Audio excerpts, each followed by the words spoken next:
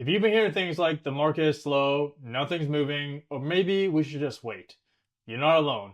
I get messages like this almost every week.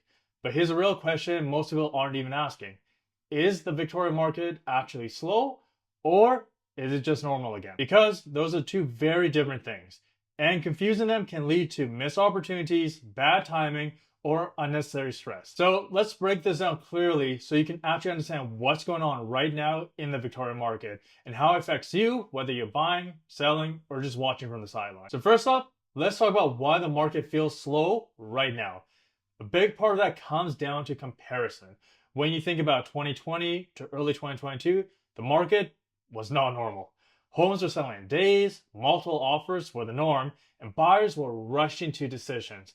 And conditions were often removed with limited due diligence. So when we compare today to that, of course it feels slower. But that doesn't mean something is wrong. It means the market is no longer in an overheated, emotionally driven phase. Today's buyers are more thoughtful, sellers aren't getting instant offers, and transactions take time again. That's not a slowdown. That's a return to reality. Next up, seasonal slowdown versus market weakness. Another thing that gets misunderstood a lot is seasonality. Every year in Victoria, winter typically is quieter, fewer listings come on, and fewer buyers are actively searching. Showing slow down, and that's normal. When sales dip in late fall and winter, headlines often jump straight to market slowdown, but that ignores decades of seasonal patterns. What really matters is what happens when activity picks back up again in the spring and early summer. And historically, Victoria has typically followed a certain rhythm around that time. So a quieter market right now doesn't automatically mean prices are dropping or demand has disappeared. Now, what a balanced market actually looks like.